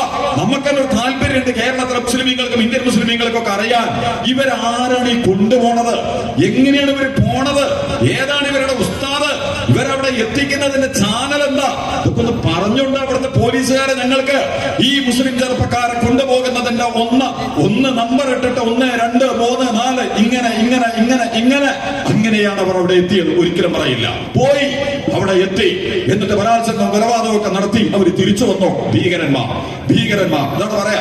ഫലസ്തീനിൽ ഇത്രയും വലിയ പ്രശ്നങ്ങൾ നടക്കുമ്പോ ഒരു ISIS കാണാനില്ല. അറിയോ നിങ്ങള്? ആണോ? ISIS യുദ്ധം ചെയ്യുന്നത് മുസ്ലിങ്ങളോടാണ്, അതല്ലാതെ ഇസ്രായേലിനോട് യുദ്ധം ചെയ്യുന്നില്ല, അമേരിക്കയോട് യുദ്ധം ചെയ്യുന്നില്ല. അൽ-ഖായിദ വരുന്നത് അങ്ങനെയാണ്. യുദ്ധമൊന്നും വരാത്തത് ഈ ഫലസ്തീനിൽ ഏറ്റവും വലിയ സങ്കീർണമായ സാഹചര്യങ്ങൾ ഉണ്ടാകുമ്പോൾ പോലും ഒരു ഇസ്ലാമിക ഭീകരവാദത്തെ സംഘത്തിൽ നമുക്ക് കാണാനില്ല. ഉള്ളത് അവിടുത്തെ ഹമാസ് മാത്രമാണ്. ഹമാസ് നടന്ന നാട്ടുകാരാ, ഫലസ്തീനികളാണ്. തങ്ങളുടെ നാട്ടിലേക്ക് അവിഹിതമായി കയറി വന്ന അതിനാണ് സ്വാതന്ത്ര്യ സമരം എന്ന് പറയാം. സ്വാതന്ത്ര്യ സമരമാണ് അവർ നടത്തിക്കൊണ്ടിരിക്കുന്നത്. ഇനി ആര് ഹമാസ് ഭീകരന്മാരാന്ന് പറഞ്ഞാലും പേടിത്തൊണ്ടമാരെ എന്ന് പറയുള്ളൂ. ഹമാസ് ധൈര്യമാന്മാരുള്ള സംഘമാണ്. വേണമെങ്കിൽ അവർക്ക് പോകാം ഈജിപ്തിലേക്ക്, കുവൈത്തിലേക്ക്, ഖത്തറിലേക്ക്, സൗദിയിലേക്ക്, അമേരിക്കയിലേക്കൊക്കെ പോയിട്ട് സുഖമായിട്ട് ജീവിക്കാം. കുട്ടികളെ മക്കളെ ഒന്നും അങ്ങനെ രക്തസാക്ഷികളാക്കേണ്ട കാര്യമില്ല. പക്ഷേ അതിശക്തമായ അഭിമാനകരമായ ആത്മാഭിമാനമുള്ള അന്തസ്സുള്ള സംഘമായതുകൊണ്ട് ഹമാസ് പറയുന്നു, വിട്ടുകൊടുക്കില്ല. ഒന്നിക്കൽ ഞങ്ങൾ മരിച്ചു തീരും, മരിച്ചാലും ഞങ്ങൾ തീരില്ല, ഞങ്ങൾ മുളച്ചു വരും, ഞങ്ങൾ നിങ്ങളെ വളഞ്ഞു പിടിക്കും, ഞങ്ങൾ നിങ്ങൾക്കെതിരെ പോരാടും, ഞങ്ങൾക്ക് എന്ത് നഷ്ടപ്പെട്ടാലും ശരി, ഒന്നിക്കൽ ഫലസ്തീന്റെ വിമോചനം, അല്ലെങ്കിൽ നിങ്ങളുടെ രക്തസാക്ഷിത്വം. രണ്ടാമതൊരു വഴി, പല ഓഫറും അകത്തും പുറത്തും എല്ലാവരും വെക്കുന്നുണ്ട്. എന്തിനാണ് നിൽക്കണത്? നിങ്ങളെന്തിനാ ചൊറിയാൻ പോട്, നിങ്ങളെന്തിനാ മാന്താൻ പോട്, നിങ്ങൾ ചൊറിഞ്ഞിട്ടല്ലേ അവരിങ്ങനെ ചെയ്തത് എന്നൊക്കെ ചോദിച്ചിട്ട്. പക്ഷേ ഫലസ്തീൻ എന്ന ലോകത്തിലെ എല്ലാ വിമോചന പോരാട്ടങ്ങളുടെയും സ്വാതന്ത്ര്യ സമര പോരാട്ടങ്ങളുടെയും ആത്മാഭിമാന പോരാട്ടങ്ങളുടെയും അതുപോലെ തന്നെ അവകാശ സംരക്ഷണ പോരാട്ടങ്ങളുടെയും എല്ലാ ഷിആറും അലാമാത്തും ഐക്യമാണ് ഫലസ്തീൻ, ഗസ, ഹമാസ് എന്ന് പറയുന്നത്. ഒരു വളരെ കൃത്യമായിട്ട് കാര്യങ്ങൾ പറഞ്ഞുകൊണ്ടിരിക്കുന്നുണ്ട്. ഞാൻ പറഞ്ഞത് ഭീകര സംഘം എന്ന് പറഞ്ഞു, ഒരു വേറെ ഭീകര സംഘത്തിനൊന്നും കാണാൻ പാടില്ല. ഇതിന്റെ ഏറ്റവും രസകരമായ സംഘം എന്താ പറയുക, നിങ്ങൾ ഈ ഭീകരത തീവ്രവാദം എന്നൊക്കെ എല്ലാവരും പറയുന്നുണ്ടല്ലോ. എന്താണ് ഈ ഭീകരവാദം? എന്താണ് ഈ തീവ്രവാദം? ആരെങ്കിലും ഇതിന്റെ ഒരു ഡെഫിനിഷൻ, ഇതിന്റെ ഒരു നിർവചനം. ഇതിന്റെ ഏറ്റവും വലിയ രസം എന്താണെന്ന് വെച്ചാൽ 1980 യുണൈറ്റഡ് നേഷനിൽ പ്രമേയം വന്നു. രണ്ട് കാര്യത്തിലും പ്രമേയം വന്നിരുന്നു. ഒന്നെന്താന്ന് വെച്ചാൽ ഫാസിസത്തെ നിർവചിക്കുക. ഫാസിസത്തെ നിർവചിക്കുക. നമുക്കാർക്കെങ്കിലും ഓർക്കുണ്ടോ ഫാസിസത്തെ നിർവചിക്കണിൽ? ഫാസിസം എന്താണ്, നാസിസം എന്താണ്, നിയോ നാസിസം എന്താണ്? അത്തരം കാര്യങ്ങളെ കുറിച്ച് നമ്മൾ കൃത്യമായിട്ടൊരു ചർച്ച ചെയ്തിട്ട് ലോകത്തിന് മുമ്പിൽ അതിനെ കുറിച്ച് അവതരിപ്പിച്ചു കൊടുക്കണം. ഇതൊക്കെ ഇസ്രായേല് ഉയർത്തിക്കൊണ്ടുവന്ന സാധനങ്ങൾ തന്നെയാണ്. ഫാസിസം ഞങ്ങൾക്കെതിരെ വന്ന നാസിസവും ഫാസിസവും എന്നൊക്കെ പറഞ്ഞിട്ട് അവരെ കൊണ്ടുവന്നതാണ്. എന്നിട്ട് അതിന്റെ ചെലവിലും മറവിലൊക്കെ നിന്നിട്ടാണ് സഹാനുഭൂതിയും സങ്കടവും കള്ളക്കരച്ചിലും ഒക്കെ നടത്തിയിട്ട് ഇവരെ നെട്ടോട്ടോടിയത്. അങ്ങനെയാണ് അവർ നിലനിൽക്കാൻ കള്ളന്യായങ്ങളും കപടന്യായങ്ങളൊക്കെ ഉണ്ടാക്കിയെടുത്തത്. അപ്പൊ അവരെങ്കിലും അതിന് സപ്പോർട്ട് ചെയ്യുമല്ലോ. ആര്? ഫാസിസോ നിയോ നാസിസോ നാസിസോ ഒക്കെ നിർവചിക്കുകയും അത് മനുഷ്യരുടെ മുമ്പിൽ വിശദീകരിക്കുകയൊക്കെ ചെയ്യണമെന്ന്. അങ്ങനെ യുണൈറ്റഡ് നാഷണലിന്റെ ചർച്ച വന്ന് ഫാസിസോ നിയോ നാസിസോ ഒക്കെ വിശദീകരിക്കണം. അപ്പൊ ആരൊക്കെ സപ്പോർട്ട് ചെയ്യാം? അപ്പൊ അതിന് ആരാണ് ആദ്യ എതിർത്ത് എന്ന് പറയുന്നത്? ഇസ്രായേലാണ്. രണ്ടാമത്തെ അമേരിക്ക ഇസ്രായേൽ എഴുന്നേറ്റ് എന്നിട്ട് പറഞ്ഞു, അങ്ങനെ ആ സാധനത്തിന്റെ നിർവചനം ഒന്നും ഇവിടെ ആവശ്യമില്ല, നിർവചനമില്ലാത്ത കുറെ സാധനങ്ങൾ വേണം, എന്നാലേ ഇവർക്ക് ഇരുട്ടല് എന്ത് ചെയ്യാൻ പറ്റുള്ളൂ, ഭീകരന്മാരെ സൃഷ്ടിച്ചെടുക്കാൻ പറ്റുള്ളൂ. അതുകൊണ്ട് നിർവചനങ്ങൾ പാടില്ല.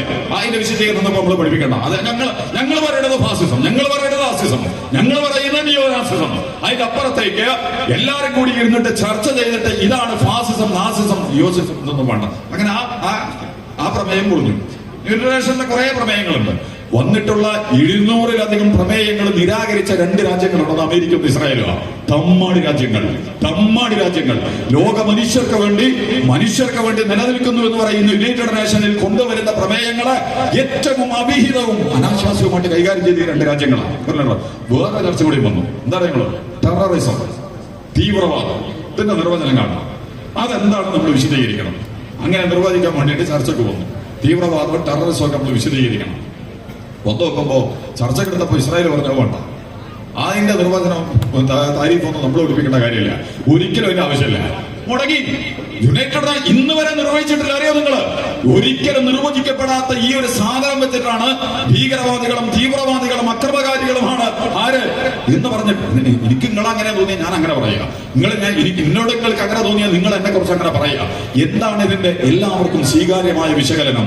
ഒരിക്കലും ഒരു സാധനം വന്നിട്ടില്ല. എന്ന് പറഞ്ഞാൽ ഇതിന്റെ നിർവചനം വന്നാൽ ആദ്യം കൊടുക്കുന്ന ഇസ്രായേലാണ്, പിന്നെ കൊടുക്കുന്ന അമേരിക്കയാണ്, അതുപോലെ തന്നെ അതിന്റെ പിന്നിൽ നടന്നിട്ടുള്ള യൂറോപ്യൻ രാജ്യങ്ങളാണ്. വളരെ വംശീയവും വർഗീയവും സാമുദായികവും ജാതീയവുമായി മനുഷ്യരെ കൊന്നുതള്ളുന്നതിന് വേണ്ടിയിട്ടുള്ള അന്താരാഷ്ട്ര യുദ്ധങ്ങൾ മുതൽ ഇപ്പോൾ നടക്കുന്ന അവിഹിതവും അനാശാസ്യവുമായ അക്രമ പ്രവർത്തനങ്ങളൊക്കെ നിർവഹിച്ചുകൊണ്ടിരിക്കുന്നത് ഒക്കെ വരാ.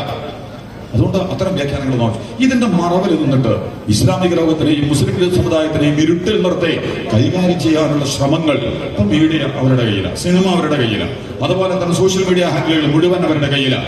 നമുക്കൊന്നും അതിനൊന്നും ചെയ്യാൻ പോലും പറ്റൂല. ചിലപ്പോ ഞാൻ ശരിക്കും നിങ്ങൾ ആലോചിച്ച് നോക്കിയാല് കാര്യകാരണ ബന്ധത്തിന്റെ അടിസ്ഥാനത്തിൽ ഈ കള്ളന്മാരെ, ഈ തമ്മാടികളെ, ഈ കപടന്മാരെ, നുണ പറയാൻ തീരുമാനിച്ച ഈ സംഘങ്ങളെ രാഷ്ട്രീയ ലാഭത്തിനും മതലാഭത്തിനും അതുപോലെ തന്നെ അല്ലറ ചില്ലറ സാമ്പത്തിക ലാഭങ്ങൾക്കൊക്കെ വേണ്ടിയിട്ട് ഒരു നേരും നെറിയുമില്ലാത്ത വണ്ണം ഏറ്റവും അവിഹിതമായ കാര്യങ്ങൾ പറയാൻ തീരുമാനിച്ച ഒരു മനുഷ്യനെ, ഒരു പ്രസ്ഥാനത്തെ, ഒരു സംഘത്തെ, ഒരു രാജ്യത്തേക്ക് എങ്ങനെ നമ്മൾ നേരിടുക? അവിടെ വെച്ചിട്ട് നമ്മൾ ചിലത് നമ്മൾ അന്നാനോട് പറയേണ്ടി വരും, ദൈവത്തോട് പറയേണ്ടി വരും, ഈശ്വരനോട് പറയേണ്ടി വരും. കർത്താവിനോട് പറയല്ലാതെ വേറെ വഴിയൊന്നുമില്ല. അത് വിശുദ്ധമാണ് നമ്മുടെ മുമ്പിൽ വെച്ചിട്ടുണ്ട്. ഞാൻ പറയാൻ ആഗ്രഹിച്ചത് നമ്മൾ ഭയപ്പെടുകയും നിസ്സഹായരാവുകയും നിരാശരാവേണ്ട ഒരു കാര്യം നമ്മുടെ മുമ്പിലില്ല. അല്ല നമ്മളോട് പറയുന്ന വർത്താനുണ്ട്. അതാ പറയുന്നത്, ഈ നാട്ടിലെ കൊണ്ട് ഞാൻ സത്യം ചെയ്യുന്നു. ഈ നാട് എന്ന് പറഞ്ഞാൽ മക്കളെ കുറിച്ചാണ് പറഞ്ഞത്. നബിന്റെ നാടായിരുന്നു അത്. നിങ്ങളോട് ഈരാറ്റുപേട്ടയെ കുറിച്ചാണ് ഈ സത്യം ചെയ്യുന്നത്. ഇനി പോലീസ് അല്ല, RSS അല്ല, രഹസ്യാന്വേഷണം അല്ല, ഇന്റലിജൻസ് അല്ല, കാരണം ഇതൊക്കെ റിമോട്ട് ചെയ്യുന്നത് RSS ഉം CODസും ആണ്. അവര് കൊടുക്കുന്ന കൽപ്പനകൾക്കനുസരിച്ചാണ് അതിന്റെ ടെർമിനോളജികളും അതിന്റെ നിർവചനങ്ങളും. ആരാണ് തീവ്രവാദി, ആരാണ് ഭീകരവാദി? കാരണം ഇസ്രായേലിനെ തടിരക്ഷിക്കാൻ പറ്റിയ കോലത്തിലാണ് അതിന്റെ എല്ലാ താരീഫുകളും അവരുണ്ടാക്കിയെടുത്തിട്ടുള്ളത്, അതിന്റെ നിർവചനങ്ങൾ അവരുണ്ടാക്കിയെടുത്തിട്ടുള്ളത്. അതിന്റെ വിശദാംശങ്ങളിലേക്ക് നമ്മളിപ്പോ പോണില്ല. അതവര് യുണൈറ്റഡ് നേഷൻ മുഖേന ലോക പോലീസുകളെയും ജുഡീഷ്യറിയൊക്കെ പഠിപ്പിക്കും. അതിനുവേണ്ടി കള്ളപ്പണി എടുക്കുന്ന ADGP അജിത് കുമാറിനെ പോലത്തെ കപടന്മാർ ഉദ്യോഗസ്ഥന്മാരുടെ നമ്മളുടെ ജനങ്ങളുടെ ചെലവിൽ ജീവിച്ച് സകല അവിശുദ്ധ അനാശാസ സംഘങ്ങൾക്കും അണ്ടർഗ്രൗണ്ടിൽ വർക്ക് ചെയ്യുന്ന സംഘങ്ങളായി വളരെ സുന്ദരമായിട്ട് ഒരു നിയമങ്ങൾ കൊണ്ടുവരും. അങ്ങനെയാണ് മലപ്പുറം ജില്ല ഈരാറ്റുപേട്ടയും പെരുമ്പാവൂരും മുസഫർനഗറും അതുപോലത്തെ അഴസംഘട്ടും ഷാഹിൻബാഗും ഹൈദരാബാദും അഹമ്മദാബാദും ഒക്കെ എന്ത് ചെയ്യുക? ഭീകരന്മാർ വങ്ങി താമസിക്കുന്ന പ്രദേശങ്ങളാണ്. അവിടെ എല്ലാം നടക്കുന്നുണ്ട്, മയക്കുമരുന്ന് നടക്കുന്നുണ്ട്. അപ്പൊ മലപ്പുറം ജില്ലയിലൊക്കെ MDM 1 ഗ്രാം 2, നമ്മളൊക്കെ ലളിതമായിട്ട് വെക്കും. നിങ്ങളെന്തിനും 1 ഗ്രാം 2 ഗ്രാം പിടിക്കാൻ നടക്കുന്നത്? ഇത് കൊണ്ടുവരുന്ന സ്ഥലങ്ങൾക്കറിയില്ലേ? അദാനി എയർപോർട്ടിലെ 2000 കോടി, 2000 20,000 കോടി ഒന്നും എനിക്ക് ഓർമ്മയില്ല. ആര്യങ്കാനായിട്ടൊക്കെ ബന്ധപ്പെട്ട മയക്കുമരുന്ന് കടത്തിന്റെ സമയത്ത് ഭയങ്കര വിവരം വന്നു. അംബാനിയുടെ മറ്റേ ഗുജറാത്തിലുള്ള പോർട്ടല് 20,000 കോടി എന്തെങ്കിലും ഏഷ്യയിലെ തന്നെ നമ്പർ 1 മയക്കുമരുന്ന്. ആരാണ് അയച്ചത്? എവിടേക്കാണ്? അത് കഴിഞ്ഞ ഉടനെ അമിത്ഷായുടെ റിപ്പോർട്ട് ഉണ്ടായിരുന്നു. മയക്കുമരുന്ന് കച്ചവടത്തിന്റെയും തീവ്രവാദത്തിന്റെയും ഹബ്ബായി കേരളം മാറുന്നു. നിങ്ങൾക്ക് മറുഭാഗം വായിക്കാൻ അറിയെങ്കിൽ അത് അവർ തീരുമാനിച്ചിട്ടുണ്ട്. നമ്മൾ മനസ്സിലാക്കേണ്ടത് മയക്കുമരുന്ന് ഹബ്ബും തീവ്രവാദ പ്രവർത്തനങ്ങളുടെയും കേന്ദ്രമായി കേരളത്തെ, കാരണം ഇന്ത്യയിൽ അത്യാവശ്യം വൃത്തിപിടിപ്പുള്ള സംസ്ഥാനങ്ങളിലൊന്നാണ് കേരളം. അതിന് എല്ലാ കാര്യങ്ങളിലും നമ്മളുടെ ഉള്ളിൽ നിന്നുള്ള അളവ് പോലെ കുറെ പ്രശ്നങ്ങൾ നമുക്കുണ്ട്. പക്ഷെ മൊത്തം ഇന്ത്യയിലെ സ്റ്റേറ്റുകളുമായി അളന്നാൽ അഭിമാനത്തോടെയും അന്തസ്സോടുകൂടെയും ജീവിക്കുന്ന ഈ കേരളത്തെ മയക്കുമരുന്നിന്റെയും തീവ്രവാദത്തിന്റെയും ഹബ്ബായി മാറുന്നു എന്ന് ആഭ്യന്തരമന്ത്രി പ്രഖ്യാപിക്കുകയും ഈ കൊണ്ടുവന്ന മയക്കുമരുന്ന് എടുക്കെ പോയി എവിടേക്കാണത് പോയത്? അതിനെക്കുറിച്ച് എന്തെങ്കിലും ഒരു വിവരമുണ്ടോ? ഇവിടുത്തെ പോലീസുകാർ വല്ലതും പറഞ്ഞിട്ടുണ്ടോ? സംഘപരിവാരത്തിന്റെ സഹയാത്രികനായ അദാനിയുടെ പോർട്ടിൽ വന്ന മയക്കുമരുന്ന് ഞാൻ ഉറച്ചു വിശ്വസിക്കുന്നു കേരളത്തിൽ ഒടുങ്ങുന്നത് പോലും. മലപ്പുറം ജില്ലയിലൊക്കെ പറഞ്ഞില്ലേ 12,000 കേസിൽ നിന്ന് 39,000 കേസ്. ഒരു പോലീസുകാരൻ വന്നിട്ട് 1 ഗ്രാം MDMA കയ്യിൽ. എന്തിനാ ഓനെ പിടിക്കും നിങ്ങൾ? അവന്റെ അടുത്ത് കഥ എത്തിച്ച ആളാരാ? എത്തിച്ചവരത് എത്തിച്ച ആളാരാ? നിങ്ങൾ അതിന്റെ പിന്നിൽ അതിന്റെ അടിസ്ഥാന കാരണങ്ങളെ ഒരിക്കലും പിടികൂടാതെ അതിന്റെ വിദ്യാർത്ഥികൾ, അതിന്റെ കൗമാരങ്ങൾ, അതിന്റെ തലമുറകൾ, അതിന്റെ ഗ്രഹനായകന്മാർ, അതുപോലെ തന്നെ ഇണകൾ, ഭർത്താക്കന്മാർ, ഇവരെയൊക്കെ ഇരുട്ടിൽ നിർത്തിയിട്ട് ഈ പോലീസുകാർ കഴിയൂല. ഇത് വേട്ടയാടാൻ ഇവിടുത്തെ ഇന്റലിജൻസ് സംവിധാനങ്ങൾ കഴിയില്ല. ഇത് എത്തിക്കണം. അപ്പൊ അവർ തീരുമാനിച്ചിട്ടില്ല. ഇവരിത് കളി. അപ്പൊ നാർക്കോട്ടിക് ജിഹാദ് ഉണ്ട് എന്ന് പറഞ്ഞാൽ നമ്മൾ പേടിക്കണം. ആരൊക്കെയോ അത് നടത്താൻ തീരുമാനിച്ചതിന്റെ ഭാഗമായിരിക്കും ആ വർത്തമാനം. നമ്മൾ മറുപടിയാണ് വായിക്കേണ്ടത്. ലവ് ജിഹാദ് ഉണ്ട് എന്ന് പറഞ്ഞാൽ ലവ് ജിഹാദ് നടത്തുന്നവർക്ക് അതുണ്ട് എന്ന് പറയാൻ പറ്റുള്ളൂ. ഇസ്ലാമിന് ഇതൊന്നും പ്രശ്നമില്ല. ഇസ്ലാമിനെ കുറിച്ച് വളരെ ലളിതാണ് അതിന്റെ രസതന്ത്രം. മയക്കുമരുന്ന് ഉപയോഗിക്കാൻ പറ്റില്ല, ലഹരി ഉപയോഗിക്കാൻ പറ്റില്ല, അന്യ പെണ്ണിനെ ഒരു മുസ്ലിം പെണ്ണിനെ തന്നെ വെറുതെ നോക്കാൻ പറ്റൂല. എന്നിട്ട് പിന്നെ ഇവര് പറയാം എന്ത് ഏത് പെണ്ണിനെയും പ്രേമിച്ച് കല്യാണം കഴിച്ച് അങ്ങോട്ട് കൊണ്ടുപോയി ഇങ്ങോട്ട്. ആരുടെ ഈ പറയുന്നത്? ഏത് ഇസ്ലാമാണത്? എവിടുന്ന് ആരാണ് ഇതൊക്കെ പഠിപ്പിക്കുന്നത്? ഇങ്ങനത്തെ ഒരു ഇസ്ലാം സ്പ്രെഡ് ചെയ്യുന്നത് ഇസ്ലാമിക പണ്ഡിതന്മാരോ സംഘടനകളോ ആണോ? നിങ്ങൾ ഈ പോലവരെന്ന് വിളിച്ചുകൊണ്ട് വന്ന് ഞങ്ങളൊക്കെ മുമ്പിൽ ഹാജരാക്കുക. ഞങ്ങളൊന്ന് അറിയട്ടെ ഏത് മുസ്ലിം സംഘടനയാണ് നാർക്കോട്ടിക് ജിഹാദ് തന്ത്രം ഉപയോഗിച്ചിട്ട് മയക്കുമരുന്ന് വിൽപ്പന നടത്തിയിട്ട് ഇസ്ലാമിനെ വിജയിപ്പിക്കണം, പ്രേമിച്ച് കല്യാണം കഴിച്ച് മാനഭംഗം ചെയ്തിട്ട് ഇസ്ലാമിനെ വിജയിപ്പിക്കണം എന്ന് പറഞ്ഞത് മിക്കവാറും മറ്റു ടീമായിരിക്കും. ഇത് നടത്താൻ തീരുമാനിച്ചതാണ്. ഞാൻ പറഞ്ഞത് ആരാണോ ഇതിനെ എതിർക്കുന്നത്? ഇപ്പൊ അങ്ങനെയാണ് നമ്മൾ പഠിക്കേണ്ടത്. അമിത്ഷാ ഞാൻ പറഞ്ഞത് മയക്കുമരുന്നിന്റെ ഒരു ഹഡ്ഡാബി ഒരു സാധനം ഒരു കേന്ദ്രം നമ്മുടെ മുന്നിൽ തുറക്കപ്പെട്ടിട്ടില്ല. അതേസമയം ഇസ്ലാമിനെയും മുസ്ലിങ്ങളെയും അവിടെ വെച്ചിട്ടാണ് എന്താ പറയുന്നത് നമ്മുടെ നാടിനെയും നമ്മുടെ പ്രദേശത്തിലൊക്കെ വളരെ അപകടകരമായ രീതിയിൽ ചിത്രീകരിച്ച്. അപ്പൊ അന്ന് പറയുന്ന വർത്താൻ അലാഹുസ്ലം പറയുന്നത് ഈ നാടിനെ കൊണ്ട് നമ്മൾ സത്യം ചെയ്യാണ്. അപ്പൊ എന്തായാലും നിങ്ങൾ ഈ നാട്ടുകാർ തന്നെയാണ്. റസൂലിനോട് എന്താ പറഞ്ഞ വർത്താനാ? നിങ്ങൾ ഈ നാട്ടുകാരനാണ്. ഹില്ല് എന്നുള്ളതിന് കുറെ അർത്ഥങ്ങളുണ്ട്. അതിന്റെ വിശദാംശങ്ങളിലേക്ക് നമ്മൾ പോകണില്ല. ഹില്ല് എന്ന് പറഞ്ഞാൽ നീ ഫ്രീ ആയിരിക്കുന്നു, നീ സ്വതന്ത്രനായിരിക്കുന്നു. ഒന്നും നീയോ എടുത്തായിരുന്നില്ല. ഞാൻ എന്റെ സർട്ടിഫിക്കറ്റ് CAN ചോദിച്ചിട്ട് NRC ചോദിച്ചിട്ട് ഒരുത്തരം വരാൻ നിങ്ങൾ സമ്മതിക്കരുത്, വിട്ടുകൊടുക്കരുത്. അത്തരം നമ്മളുടെ വിലപ്പെട്ട സമയവും നമ്മളുടെ വിലപ്പെട്ട സമ്പത്തും അവിഹിതമായി സംഘപരിവാരം ഓട്ടക്കാലം അടുപ്പത്ത് വെച്ചിട്ട് എന്റെയും നിങ്ങളെയും ക്ഷാമരപ്പിക്കാൻ ശ്രമിക്കുന്നുവെങ്കിൽ ഒരുമിച്ച് നിന്ന് വളരെ മനോഹരമായി അതിനെ നമ്മൾ തരണം ചെയ്യണം. നമ്മൾ കണ്ടിട്ടുണ്ട് ആസാമെന്നൊക്കെ ചില കാഴ്ചകൾ. ചെറുപ്പം നമ്മുടെ ഉമ്മമാരും ആങ്ങളമാരും ഒക്കെ ഓരോ മക്കൾക്ക് ഓരോരുത്തുണ്ട്. വാപ്പാക്കില്ല, ഉമ്മാക്കല്ല. അപ്പൊ മക്കൾക്കും ഭർത്താവിനും ഒക്കെ ഉണ്ട്. ഇതെന്താ, എന്താണ് ഈ പൗരത്വം? എന്നാൽ ഈ സംഘപരിവാരം എന്ന് പറയുന്ന കള്ളസംഘം എന്തെങ്കിലും ഒരു നിർവചനം ഈ മനുഷ്യരെ നിങ്ങൾ എന്ത് ചെയ്യും? ഏറ്റവും മാനുഷികമായി മാനവികമായി ലോകാസമസ്താസുഖിനോ ബന്ധോ എന്താണ് സർവ്വ മനുഷ്യർക്കും സുഖമായിരിക്കട്ടെ എന്നൊക്കെ അങ്ങനെ പറഞ്ഞിട്ട് സംഘപരിവാരം പറയണം. സംഘപരിവാരം ഹൈന്ദവതയായിട്ട് ഒരു ബന്ധമല്ലോ കേട്ടോ. കള്ളസംഘമാണത്, കപട സംഘമാണത്. ഈ മനുഷ്യന്മാരോട്, ഈ പിടിച്ചെടുക്കപ്പെടുന്ന മനുഷ്യൻ നാളെ ഈരാറ്റുപേട്ടയിലും നമ്മുടെ നാട്ടിലൊക്കെ ഇവരെ നടത്താൻ ആഗ്രഹിക്കുന്ന കാര്യമാണ്. ഇതിന്റെ മുമ്പ് തന്നെ നമ്മൾ മുന്നോട്ട് നീങ്ങണം. സംഘപരിവാരത്തിന് വഴങ്ങി കൊടുക്കണം. അതാ അല്ല പറഞ്ഞതിന്റെ അർത്ഥം. നിങ്ങൾ സ്വതന്ത്രരാ. RSS പറയണത് കേൾക്കേണ്ട ബാധ്യത നിങ്ങൾക്കില്ല. RSSന്റെ ഉദ്യോഗസ്ഥന്മാർ പറയുന്ന കാര്യങ്ങൾ കേൾക്കേണ്ട ബാധ്യത ഇല്ല. RSSന് വേണ്ടി CPM സംസാരിച്ചാൽ അത് കേൾക്കേണ്ട ബാധ്യത നിങ്ങൾക്കില്ല. ആ CPMന്റെ ഉദ്യോഗസ്ഥന്മാരും രാഷ്ട്രീയ നേതാക്കന്മാരും RSSന്റെ വർത്തമാനങ്ങൾ പറഞ്ഞാൽ അവരാണ് രാജ്യം, അവരാണ് ഭരണകൂടം. അബൂജഹലും വലീദുബിനുമായ ഉത്തബേ എന്ന് പറയുന്ന കാര്യം മുഹമ്മദ് സല്ലല്ലാഹു അലൈഹി വസല്ലം നിങ്ങൾ കേൾക്കേണ്ട കാര്യമില്ല. നീ സ്വതന്ത്രനാണ്, നിനക്ക് ഇവിടെ സ്വാതന്ത്ര്യമുണ്ട്. നിനക്ക് നിന്റെ നിലപാടുകളുമായിട്ട് മുന്നോട്ട് പോകാം. ശ്രീകൃഷ്ണന് കംസനാണ് ഭരണകൂടം എന്ന് പറയാൻ പറ്റുള്ളൂ. ശ്രീകൃഷ്ണനെ പറയാൻ പറ്റൂ. തമ്മാടിയാണ് കംസൻ. ആ കംസൻ എന്റെ ഭരണകൂടാന്ന് ശ്രീകൃഷ്ണൻ എങ്ങനെയാ പറയാ? ശ്രീകൃഷ്ണന്റെ ദൗത്യം കംസനെ കൈകാര്യം ചെയ്യലാണ്. ആ പണിയാണ് അവിടെ നിർവഹിക്കപ്പെടുന്നത്. മൂസാ നബി വന്നിട്ട് ഫറോവയാണ് ഹീറോ. ഫറോവ പറയുന്നതാണ് ഈജിപ്ത്, ഫറോവ പറയുന്നതാണ് ഫലസ്തീൻ എന്ന് വെക്കാൻ പറ്റില്ല. ഫറോവയെ അടിമുടി ഉന്മൂലനം ചെയ്യലാണ് മോശയുടെ ദൗത്യം. ഒന്നിക്കൽ ഫറോവ അതിന്റെ വിശുദ്ധിയിലേക്ക് തിരിച്ചു വരിക, അല്ലെങ്കിൽ ഫറോവ എന്ന് പറയുന്ന അപകടകാരിയായ ഈ വ്യക്തിത്വത്തെ ചരിത്രത്തിന്റെ പിന്നാമ്പുറങ്ങളിലേക്ക്, കടലുകളിലേക്ക് മുക്കിയൊടുക്കി ശവപ്പെട്ടിയിലെ മ്യൂസിയത്തിൽ കാഴ്ചയാക്കി വെക്കാൻ നിങ്ങൾ കൊടുക്കുക. അല്ല മൂസാ നബി ഫറോവയുടെ ശരി, ഫറോവ ഭരണകൂടമാണ്, ഭരണകൂടം പറയണതൊക്കെ കേൾക്കണം. സംഘപരിവാർ ഭരണകൂടമല്ല, RSS ഭരണകൂടമല്ല. അതുപോലെ തന്നെ ആ RSSന്റെയും സംഘപരിവാരത്തിന്റെയും തിട്ടൂരമാക്കി CPM സംസാരിക്കുന്നുവെങ്കിൽ, കേരള ഗവൺമെന്റ് സംസാരിക്കുന്നുവെങ്കിൽ അതിനോട് പോലും ഒരാൾക്കും ഒരു ബാധ്യതയുമില്ല. നമുക്ക് നമ്മുടെ രാജ്യത്തിന്റെ ഭരണഘടനയോടും അതിന്റെ അടിസ്ഥാന നിലപാടുകളോടും അതുമായി ബന്ധപ്പെട്ട ഏറ്റവും സുന്ദരമായ ഒരു വ്യവസ്ഥയുണ്ടെങ്കിൽ അതിനെ നമ്മൾ പാലിക്കണ്ട. അതാണ് അന്ന് പറഞ്ഞിട്ട് അർത്ഥം. ഇതിലേക്ക് നമ്മൾ കടന്നു പോകണില്ല. പാപ്പാനെ കൊണ്ടും മക്കളെ കൊണ്ടും ഒക്കെ സത്യം. അതാണപ്പോ പാപ്പാക്ക് പൗരത്തുണ്ടോ, മക്കൾക്ക് പൗരത്തുണ്ടോ എന്നൊക്കെയല്ലോ ചോദിക്കുന്നത്. പിന്നെ അതിന്റെ ശേഷം വേറെ കുറെ കാര്യങ്ങൾ പറയണ്ടേ. നമ്മൾ ഇവരെ കുറിച്ച് ആ അർത്ഥത്തിൽ ഒരു ആശങ്കയും നമ്മൾ വെക്കേണ്ടതില്ല എന്നാണ് ഞാൻ പറഞ്ഞത്. ഒരു കാര്യം കൂടി പറഞ്ഞ് അവസാനിപ്പിക്കുകയാണ്. ഒന്ന്, നമ്മൾ നേരത്തെ പറഞ്ഞ ഫലസ്തീനിലെ പോരാട്ടങ്ങൾ ലോകത്ത് തന്നെ നിലനിൽക്കുന്ന എല്ലാ നെറികേടുകളുടെയും പ്രതീകമാണ് ഫലസ്തീൻ, ഇസ്രായേൽ എന്ന് പറയുന്നത്. ആ ഇസ്രായേലിനെതിരെ നടക്കുന്ന പോരാട്ടങ്ങൾ അള്ളാഹുവിന് വേണ്ടി, മനുഷ്യർക്ക് വേണ്ടി, പ്രവാചകന്മാർക്ക് വേണ്ടി, വേദഗ്രന്ഥങ്ങൾക്ക് വേണ്ടി നടക്കുന്ന പോരാട്ടമാണ്. ആ അർത്ഥത്തിൽ ബാബരി മസ്ജിദിന്റെ ഓർമ്മകൾ ഉണ്ടാകുന്നു. ബാബരി മസ്ജിദിന്റെ ഓർമ്മകൾ രണ്ടർത്ഥത്തിൽ നമുക്കുണ്ടാകും. ഒരു ഓർമ്മയും നമ്മൾ കളയരുത്. നന്നായിട്ട് കാര്യങ്ങൾ ഓർമ്മിക്കാൻ കഴിയണം. ബാബരി മസ്ജിദ് ഒരു ആരാധനാലയം തകർത്ത് പരിപ്പണമാക്കി, എന്നിട്ട് ഏറ്റവും അവിശുദ്ധകരമായ വിധിയിലൂടെ, അനാശാസ്യമായ വിധിയിലൂടെ, മനുഷ്യന്റെ യുക്തിബോധത്തെ മുഴുവൻ പരിഹസിക്കുന്ന ഒരു വിധിയിലൂടെ എന്താണ് നമ്മൾ അംഗീകരിക്കാൻ കണ്ടത്? ഇങ്ങനെയൊക്കെ ഇങ്ങനെ 21ാം നൂറ്റാണ്ടിൽ ഇങ്ങനെയൊക്കെ വിധി. ഇസ്രായേൽ ഉണ്ടായ പോലുള്ള ന്യായം അങ്ങനെയല്ലോ. ഇസ്രായേൽ ഉണ്ടായാലും ഇങ്ങനെയാണ് പണ്ടത്തെ കോടതിയിൽ ഇന്റർനാഷണൽ ഒക്കെ വിധി പറഞ്ഞത്. ഇങ്ങനെ ഇസ്രായേൽ ഉണ്ടാവണം, ഒരു ന്യായമില്ല, എന്നാൽ ഇസ്രായേൽ ഉണ്ടാവണം, അങ്ങനെ ഇസ്രായേൽ ഉണ്ടാവുകയാണ് എന്നതുപോലെ സംഘപരിവാരത്തിന് അനുകൂലമായി ആ തരുൺ ഗൊഗോയിയൊക്കെ ഉണ്ട്. നല്ല അത്യാവശ്യം വൃത്തിപ്പെടുപ്പുള്ള ജഡ്ജിയായിരുന്നു. പക്ഷെ അയാളെ കൊണ്ടുപോയിട്ട് ഒരു പെണ്ണ് കേസിൽ കുടുക്കി. അതോടുകൂടി പിന്നെ മൂപ്പരെന്തായി ഇത് കിടക്കണമെന്ന് പറഞ്ഞു. ആ പെണ്ണ് കേസിന് അങ്ങനെ ഒരു ഗുണമുണ്ട്. ഹേമ കമ്മിറ്റി റിപ്പോർട്ടൊക്കെ വന്നാല് അത്യാവശ്യം ആളുകളൊക്കെ തള്ളിയിടാൻ പറ്റും. അങ്ങനെയാണ് തരുൺ ഗൊഗോയി പോണത്. പിന്നെ വിധി വരികയാണ് വേറൊരു കോലത്തിൽ.